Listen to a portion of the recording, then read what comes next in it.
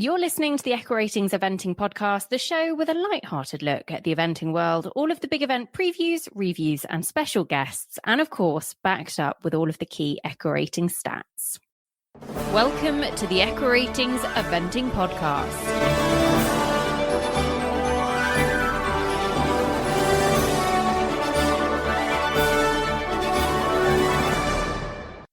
Welcome to the Echo Ratings Eventing Podcast, and it is a cup of tea with a young lady who made her 5-star debut last year, finished inside the top 10 on her 5-star debut. We've been meaning to get her on the show for a little while. It has finally come together. Welcome, Mollie Summerland. Hello, thank you for having me. It is a pleasure to have you on the show. Now, cup of tea. We always ask this question, no pressure, because Tom Carlyle on the last Cup of Tea show said that he was drinking a martini. It is the middle of a Friday afternoon. What are you drinking? Well, I've actually already had quite a few cups of tea at the yard, so I've got some water next to me now. I try not to drink too many cups of tea during the day. You're a better person than I am. Right, let's go back to, let's talk about last year, because we've been talking about you on the show for a little while, and Charlie van der Heijden, your top horse, was 11 last year and took you to your 5-star debut in Po, which finished what was a tricky season in exceptional style. How was it? It was amazing. I wasn't sure about going to Po right till the last minute. So, I mean, in a way that worked for me better because I didn't kind of wind myself up. I'm someone that really worries about shows really in advance. So in that sense, it was good. But it was amazing to be able to get to a 5-star in the tricky year that was going on. So, credit to the organisers for managing to run it. And he started his dressage with an absolute bang, because there were some incredible horses there, but 25.5, which would have been, I mean, on a 5-star debut is pretty dreamy. It was one of his best ever international tests as well. Talk us through the week, because that was a pretty epic way to get it started. I was so delighted with his dressage. I've been working really hard on that. That is my favourite phase. And I didn't feel that I'd really shown Charlie's full capabilities in that phase, where I'm just a little bit, new at learning things like the flying changes and that. So to actually get that mark and kind of show more the scores that he's, capable of was great. And that's kind of down to my dressage trainer, really, Olivia Oakley. I've been training really hard with her, and she managed to get me in with Carl as well. So Carl Hester. I'd only had 2 lessons with Carl before Po, but I've been training with him as well over the winter and things, and he's just amazing. So to be able to kind of get a foot in the door with him, thanks to Liv, is really special. It really paid off as well. I can't remember where was he placed after dressage? He was inside the top 10. I'm not sure. I'm tempted to say 8th, but I'm not actually too sure. But I mean, I was just pretty pleased we managed to get all our changes, and it was a good first stab at the level to get that mark. It was definitely better than a good first stab. And then you went cross country, clear inside the time on your 5-star debut. He's generally, and we're going to talk about him in a little bit more detail, but he'd generally be a pretty good, reliable cross country horse. Did you go out aiming for the time? How was that cross country round? No, it was really hard. One of the things I spoke about at the time was how he's kind of really nailed the 4-star shorts in terms of the speed and things.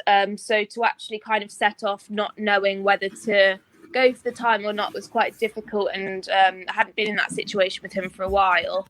But I kind of changed my mind as I went around the course. When he was feeling really good, so I then kind of put my foot down a bit more. But then when I felt like he was getting a bit green, I then just thought, no, just get him round. So I kind of actually changed my mind a few times as I was going around the course, but I just tried to stay in a good rhythm and focus on jumping the fences. That was the main thing for me. And he really delivered. He came home a couple down on the last day, but a top 10 finish inside at your first 5-star. So obviously Po was a huge success. He's been building towards that sort of performance, and you've been building towards that sort of performance over the last couple of years. Tell us the Charlie van der Heijden story, because he's fairly young and sort of stepped up with yourself all the way through the levels. Where did he come from? How did you find him? So I bought Charlie as a 5-year-old from Belgium.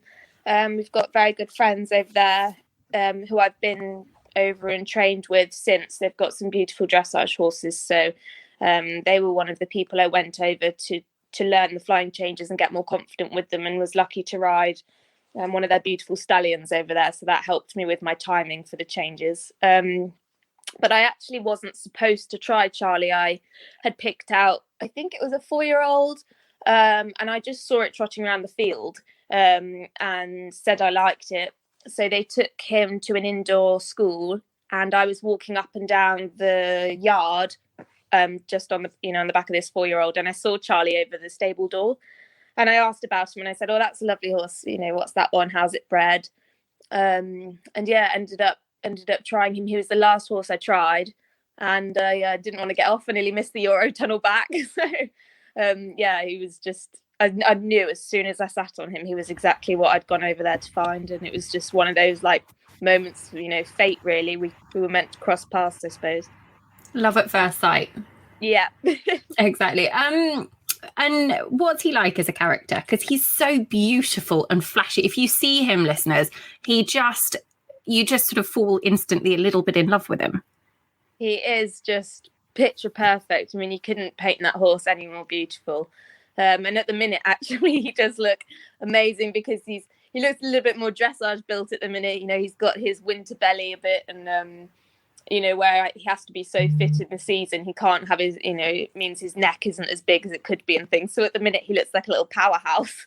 But yeah, he's a really funny character. He is really quiet and things at times, but then at a show, it can take two of us to lead him around. He can be a real handful, so he kind of swings from one end to the other. And I did actually have to have a rig test done on him at one point, because he can be quite stalliony. So I did think maybe he could be a rig, but no, he was just under the threshold bits. No, nothing left in him, unfortunately. No surprises going down the line. No. What about your sort of entry into eventing and the beginning of your riding career? Because am I right in thinking you didn't actually sort of come from a particularly horsey background and actually learnt to ride in a riding school? Yeah, so Mum did have a horse when I was, I was really young. I can't really remember, but she didn't really do too much with that. It was just kind of like a family pet, if you will. So I have, in that sense, been around them, but she didn't do any like eventing or international competing and things like quite a lot of my friends' mums have. So the main kind of pull for me to get into it was going to riding school with my friends when I was 7. And I also lived at the bottom of the hill from Valeview. So I used to kind of walk up and help with all the competitions and everything. So I was very much surrounded by horses and training. And I think that's kind of more what pulled me into it. Okay, so how old were you when you first got your own pony? I was 9, and I had her on loan, and then my parents surprised me and on my 10th birthday said that I could keep her. So she had like a big ribbon around her neck. Yeah.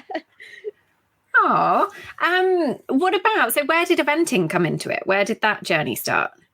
I don't think I liked dressage very much when I was younger. The pony I had was more of a jumping pony. So I think I maybe wanted to do show jumping initially or something, but I do remember I wrote a poster when I was 11, I think, saying that I wanted to do eventing. So I must have made my mind up by then. But I think maybe I had my second pony then, and he was very good on the flat. So that's where my love for dressage started. Ignited the love of the flat work. You then went through, you had a very good horse called Blusterin who sort of took you through to junior level. Where did Charlie fit in? How old were you when you got Charlie? He was 5, so my maths is not good enough to go back that far. I think I was like 16, 17. Yeah, my maths wasn't brilliant either. Did you have Charlie when you went to, because you were based with Pippa Funnel for a little while? Yeah, so I took Charlie with me to Pips after I finished my A-levels. And he was really naughty when I took him. He used to not really enjoy hacking, and used to stand up and make white marks all over the concrete outside her gates. Oh. He never used to want to go out again. But no, he kind of realised that was his downtime and that it was more fun than going into school every day. So yeah, we kind of plucked away at it slowly, and yeah, that's what he's like that now. I only take him into school once or twice a week. Most of the time I'm out hacking on him, and that's how I keep him sweet and enjoying his work. How long were you at Pips for in the end? I think it was about 1.5 years, 2 years, something like that. Okay. So yeah, I'm not sure if I had 1 or 2 seasons with her. I can't even remember now. Did that give you the real bug to set up on your own and sort of say, I really want to make a career of this? I think I already very much wanted to make a career out of it. I think it gave me an insight into how a professional yard is run. And don't get me wrong, it was very tough, and there was a lot for me to learn. I went there, like a naive teenager, really, and definitely learned a lot during my time there. But as much as it is tough working around professionals and seeing how things should be done properly, it was amazing. And what I learnt there, I think I try and bring into my work every day at home at the yard I've got now. So it has very much shaped my structure with the horses now. It's an amazing team to work from and to learn from as well. What about your yard now? Because 2021, it's going to be a big year for you, I'm sure. But you, am I right in saying, have just moved yards? Yeah, so I'm based at Milton Stud now, and it's brilliant. I love it so far, and it's a really small yard. There's just me and a dressage rider called Sally Carr. So she's from Hong Kong, so she does pure dressage.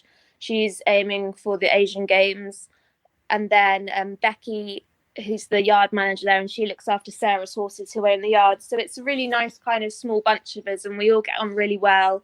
And there's fantastic facilities, an indoor and outdoor, and the most incredible hacking I think I've ever been lucky enough to have. And I've had some really good hacking at most yards, actually. So that says a lot. And are you expanding your team there? Are you sort of happy with the number of horses you've got going, or what are you looking to kind of build towards over the next couple of years? So I've got Charlie, a 7-year-old called Flo, owned by Paula Cloak and myself, and then a new ride, a 12-year-old called Roxy, and she was previously with Tom McEwen and Janelle Price, so she's been around Buccalo and done some 4-star longs. So that's amazing to be able to pick up such a beautifully schooled and experienced horse that I wouldn't normally have the money to go out and buy. And Janelle's been so supportive with that and said that she'll help me with training and everything like that. So, she's been so brilliant. And I've also got a 3-year-old stallion that's at Cornton Stud.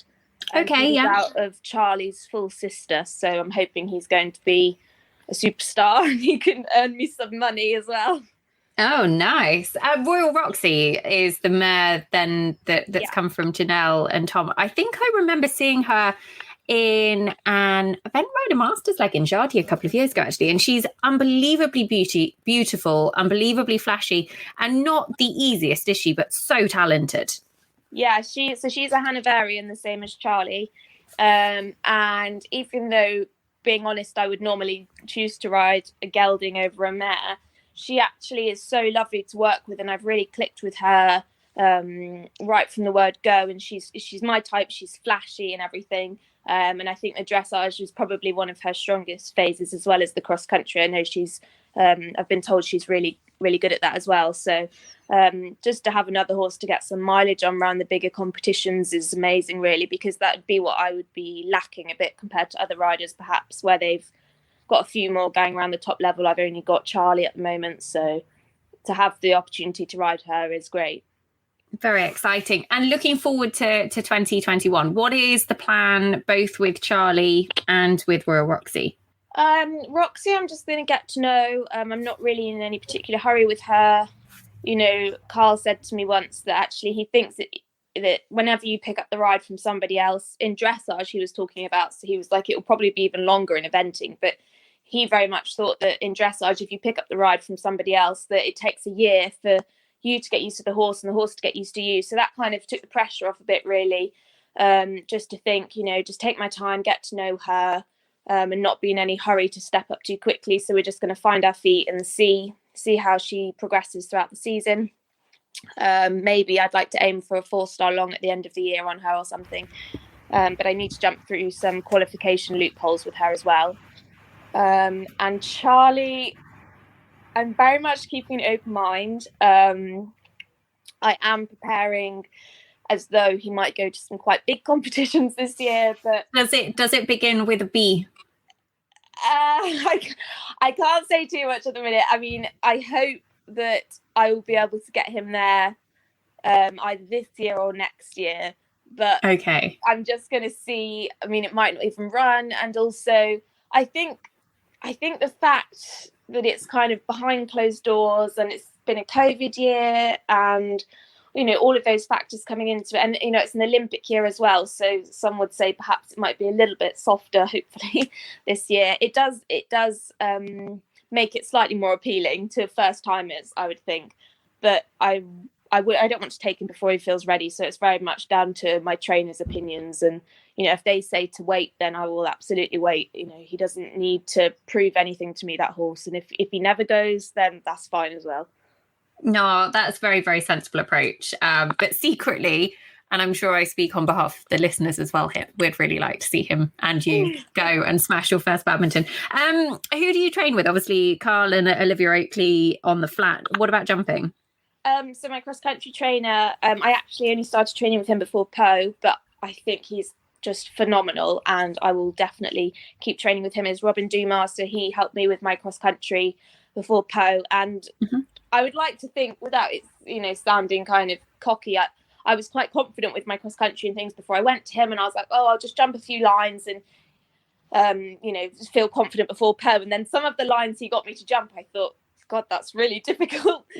And he is an absolute perfectionist. And don't get me wrong, he would say the same himself. He says it like it is. He doesn't really have any filter sometimes. But I think that's what I needed before Po, was a bit of a wake-up call that this was a 5-star. I couldn't go and just ride and roughly aim. I had to ride it with such precision. And just his whole demeanour and way of teaching, I think I would have struggled to have got around Po without him. So he's someone that I definitely will train with throughout this year, and somebody whose opinion I will massively respect if he thinks I'm ready or not ready for a competition. He has a big part to play in whether I'll go or not. So, yeah. That's really refreshing to hear as well, because it is, it's very tempting, isn't it, when you've got a horse that is fit and well, and there is that temptation, if you like, of a big badminton or a big burley or anything like that. But actually, you are completely 100% right of stepping back and having a good team around you and sort of all together making that decision on what is the right decision to make for you guys at that one time. As much as we would like to obviously see that, it is very much a bigger picture. And if it isn't this year, I'm sure it will be, hopefully somewhere later in the year or in 2022. Mollie, thank you so much. I feel like we have sort of skimmed your story, and actually we should have dug really deep beneath the bones. So we might have to get you back on at some point in the future. That's okay. But it has been a real treat to have a cup of tea with you. Thank you. Thanks very much for having me, Nicole. Oh, it has been a pleasure. Listeners, we hope you enjoyed it. It was a show that you guys had been asking for. Stay tuned and watch this space for Mollie's plans in 2021. Building a really exciting yard, and I'm sure a really exciting string of horses for the future as well. Mollie, a big thank you. Listeners, a big thank you to you. And we'll be back very soon on the Echo Ratings Eventing podcast. Thank you for listening to the Echo Ratings Eventing podcast. This podcast is available for free on iTunes, Spotify, Podcast Addict, or wherever you usually listen to your podcasts. Make sure you subscribe so that you don't miss an episode. Find us at eventingpodcast.com or search Eventing Podcast on social media.